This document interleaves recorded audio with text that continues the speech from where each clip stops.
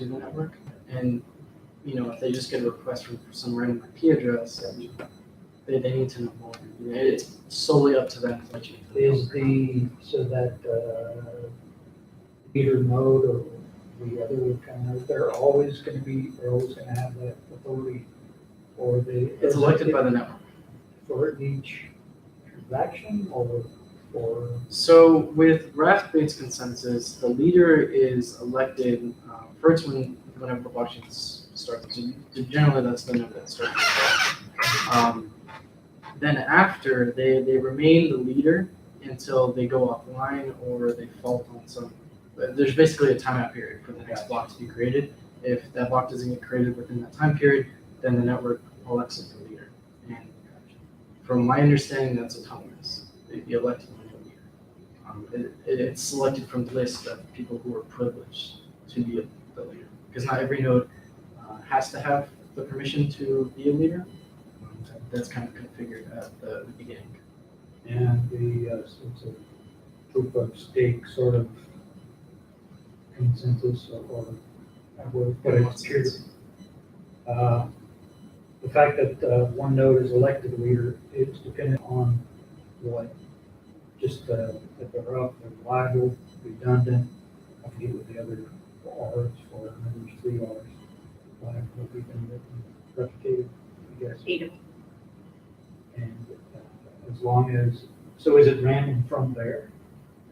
Or is it, you said there's always going to be one that has that authority, that designation, just the construction of the. So there's a list of node identifiers, which is the nodes or the public IP addresses of each node.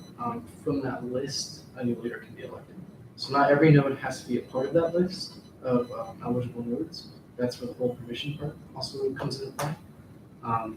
And so from my understanding, it is random. I'm sure, it's not truly random. There's some algorithm that picks the next leader, but from this list of permission nodes, someone gets picked if the current leader is not eligible, or if they get essentially kicked out because That's for raft, right? It is for raft. And then on the other one, what was the other one? IBFT, Instantable Byzantine Fault Tolerance.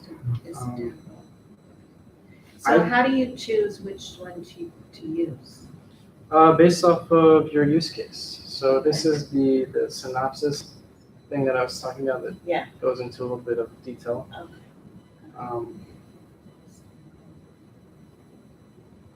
So these are like. So you set it up depending upon. You wrote this, right, Wyatt? Yes. The trade-offs? Yes. And so this RAS highlights and IBFT? all the key points of like IBFT. I go through them, but there's quite a few. And then there's some for raft.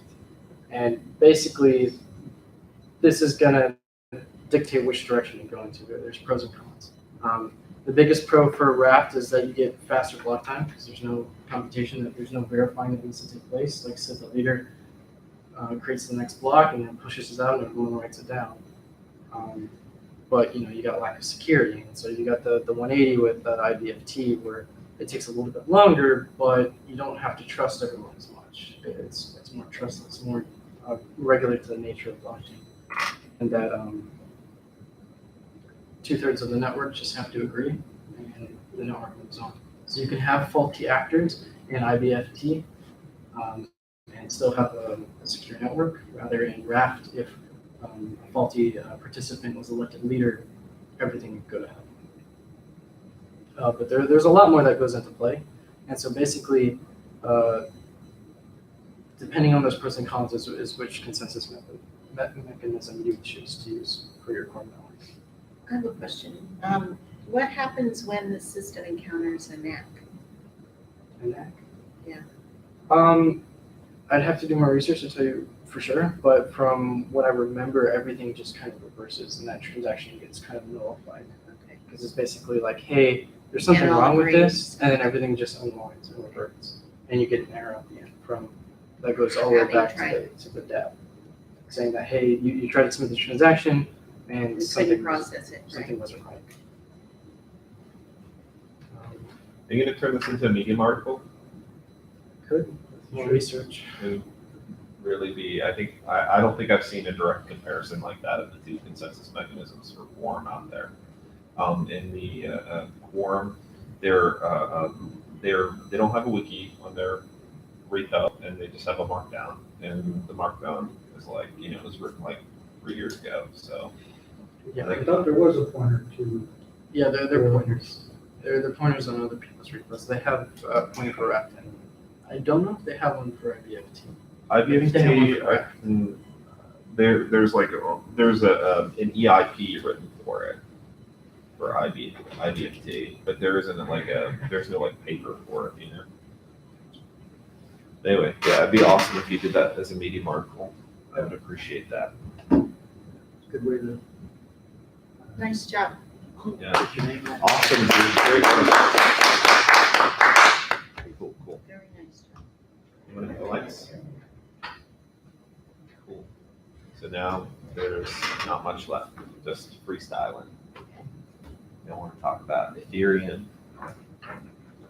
Okay, so what would be a use case for from a practical application that you think that this would solve?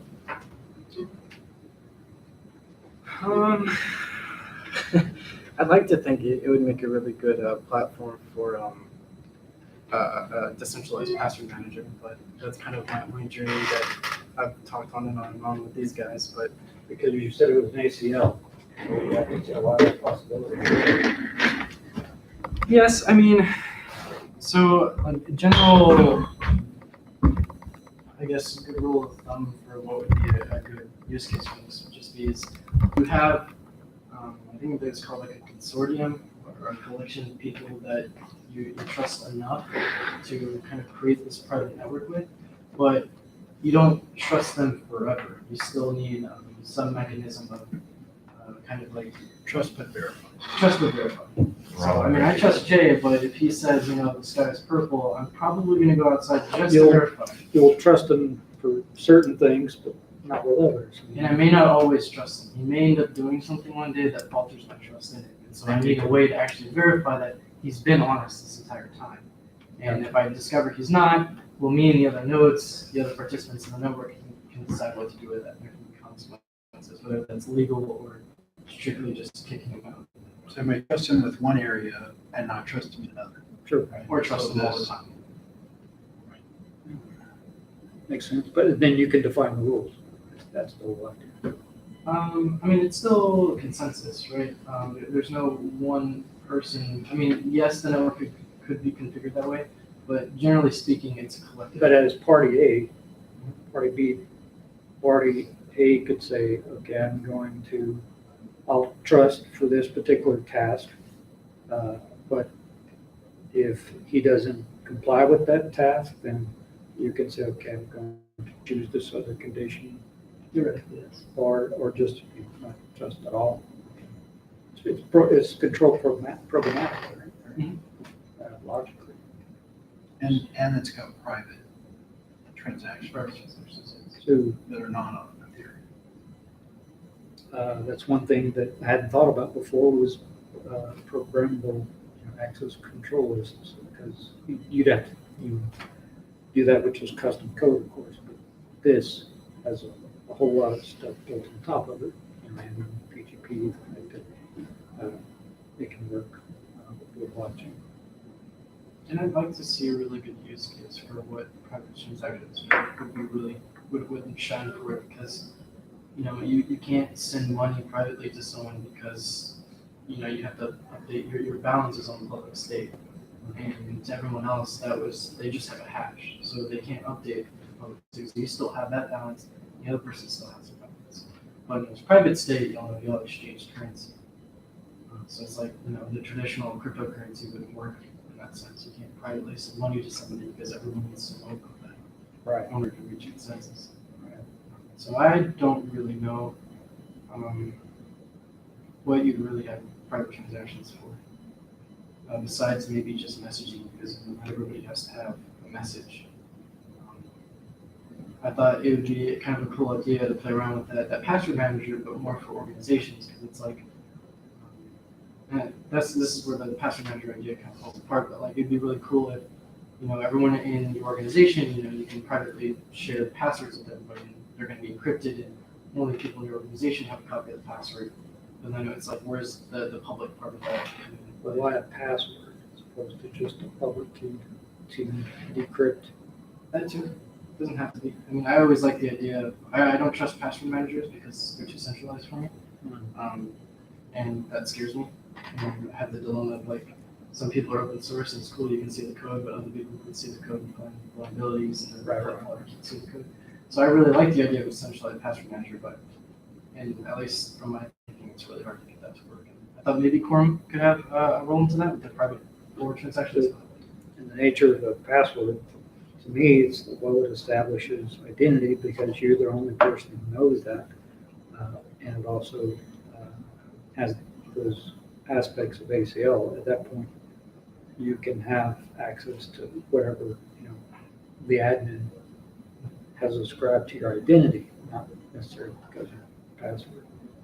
Yeah, and So something. the idea of a password is decades old. Definitely we need to move beyond that. The industry's been dealing with that since passwords because of the limitations. Corinne says, who's in the chat, she's the person who came here last week.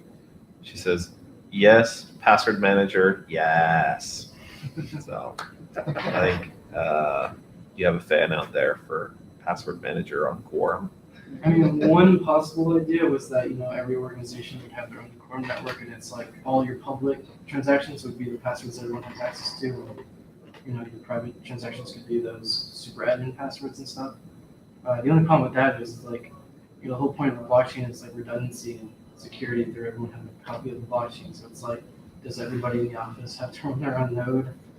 What happens if I think in the future, there's going to be, it depends on the use case, depends on the problem you're trying to solve. There's going to be thousands of blockchains, thousands of implementations.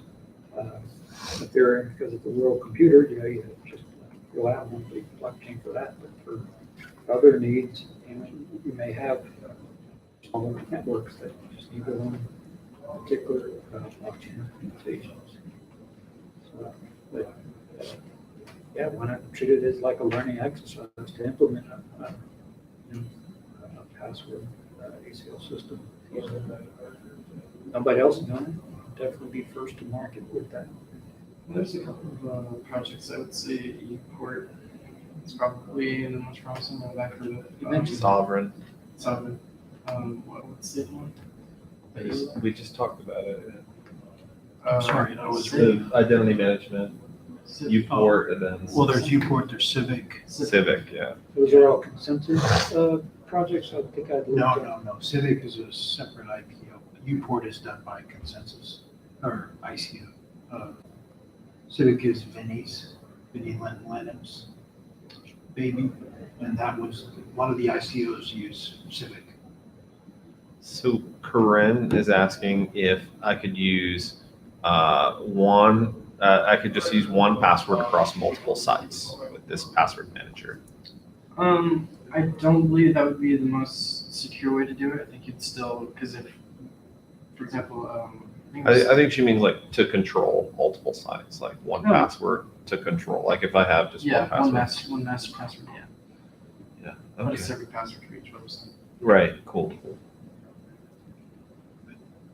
But you've seen how they work, right? So like this is Civic, the same way as UPort is. You take a picture of a QR code, and then you verify on your phone that you log in or whatever, and then you use whatever phone security mechanism you use to verify yourself. And the QR code goes through the blockchain and verifies that your code, that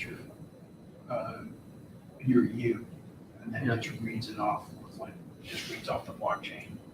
And then any other app that can use that doesn't, then that's not on the phone or whatever. Can read it. But you verify who you are by your phone, and you take a picture of the QR code.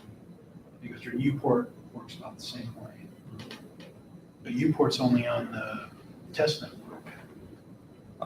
Right, because when I downloaded it for the ETH dev, it's only on the test network. I don't know. I've only used it one time. traffic. Oh, yeah. It only pops up on the test net. I didn't, it wouldn't let me before. Where? Because I could create a whole bunch of ether on the test network. Yeah. For it. You're rich on the test network. Flossing. And start getting rich on mainnet. Right? Newport Is this sub 100? Oh, Is okay. a place to Keeps bouncing. Wow. Cool. Yeah, it's that's a consensus project, right? Newport. Yeah, yeah. Yeah. I mean, It's actually pretty cool. The UI is really nice. So yeah, there was this conference, this hackathon that's going on in Denver. It's called ETH Denver, and to sign up, to kind of like submit an application to go, you had to create this Uport account. So you downloaded the app on your phone, you entered some personal information like first name, last name, email address, stuff like that. And then it would pop up a QR code on the website, and so you take your Uport app, scan the QR code, like Jay was saying, verify which account you want to use. So I clicked White Barnes. And then that basically just communicated to the DApp that they're running that I authorize this thing to use my personal information to log me in. That's cool. and you're going to be East Denver? It depends on if they accept the application. Yeah. Submitted an application though? The 15th is when they said they were going to announce the first round of Denver? In December? No, it's February. Yeah. So East Denver's Just coming one. up. I'll put a link in the meetup, but like, everybody should apply if you want to go, It's like I'm sure USA. USA paid for mine last time, so Okay. you gotta It go. was a nice place. And I think the week leading up to it is the whole the build-a-thon. Oh, really? They're gonna do like a. It's like a whole week of everyone just kind of showing off cool stuff that didn't normally the week leading up to it. And you can start your own team or join a team or just go by yourself. If you need help, like figuring out how staking works, I'm sure Wyatt will help you, figure out how all that works. I thought you did it. I'm sure this, I'm sure they're. No. Michelle's gonna get it. Sign me up. She's gonna finish Serenity. Yeah. Yes. Very nice. Yeah. So yeah, East Denver's coming up. I think it's was it March 5th or February something. It's like the middle of February, oh right around Valentine's Day, I thought. yeah, right. March or February 15th through 17th. You gonna bring your, Joe, is that holiday card on YouTube? Was that? The holiday Thought card? about it, but it's That- Oh, no, I didn't. Let me copy that and put that into Just the curious. meetup. Yeah. celebrate This is so Valentine's funny. Day. Yeah. The holiday card Well, that he showed Are you? at dinner. Why, you're gonna go the Casual week conversation before? about blockchain. I don't know, I thought about it, but it was expensive. You should just Airbnb. Much A bunch of cheaper than a random- hotel. Yeah, it's cheaper. It is much cheaper. And we're actually getting a corporate Airbnb account. Holler. So I mean, you can Great. Airbnb like a big condo and shit.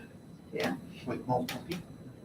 Yeah. So you have That's your a own good idea. bathroom. I'm sure there'll be a lot of people, thinking that question right now, well, where am I gonna stay? Good time to coordinate that, You get a 3-bedroom, 2-bath condo, you can split that with people. And somebody mentioned a team, coordinate the coding teams? There you go. Your coding team. Yeah, we can have a San Antonio team. Not professionally, not quite yet, but soon. So 72-hour pizza party. over the class. See, that was the thing, is that you advertised that you're like, you don't have to work 72 hours straight. We're being back, lounging in your forwards. Yeah. Spend some downtime. Okay, I should definitely go. So I don't even think I need a hotel. I definitely have one They did a really good email from you, but I thought it was about They did a really good job. Kubernetes. To have. Yeah, well, I sent you Kubernetes one too. What's that? But, yeah. I just stay in that. Yes, you can do that. You'll be smelly, but you can do that. Let's see. You got Ubers and There you go. Feel better?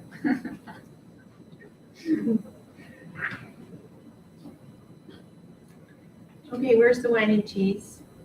It's downstairs. if you Wow, want to get is it. that- It's I'm downstairs not in the teasing you. bar. I said, what do you do with this? I'm going to Thank you. Rosella's if anybody wants to go down. Yeah, there's a bar downstairs. It's really nice. Consensus hosts a lot of events, meetups. They do, yeah. I know, but they don't host this one. It's just I wasn't sure if he was going They, to I fight mean, on when I was in DC, I had a lot of events that they used to host. All right. They have community managers, right? yeah, I So they think do so. that stuff. I think you could like, last section. and you could fill up like the ocean with what I don't know about consensus. Like, it's a lot to take in. You know, I don't even know all the projects that they have going. You know, How big is consensus? it's like 1,200 people now. Global. Yeah. That's I was just amazing. thinking it's still. Isn't that amazing? Where, are they mostly concentrated in one place, Joe, or they just? Yeah, just from someone. The biggest one Yeah. is Portland, but they have Toronto, Dubai, Singapore, London, London, Oh, international. so I don't know, a few other places. Yeah, pretty cool. Nice travel destination. and they bank in Paris next time. Oh, in Paris, yeah. Their Oh, second darn. biggest art office is in Paris, actually. And they bank in Paris. Yeah. They bank in Liechtenstein, is that real? That's right, to send the money to. That's pretty funny. Liechtenstein, where is it even? It's like, it's in pa, it's mostly a paper place. Yeah, it's like the smallest country in the It's world. teeny. Yeah. It On the is border of Switzerland and France. Germany. It's very nice tax advantage. Sure. Yeah. Yeah. Why it It's exists. the Delaware, Delaware. Yeah, yeah, you can have a hackathon here. All right, cool. I'm gonna end the Very stream. fun. So.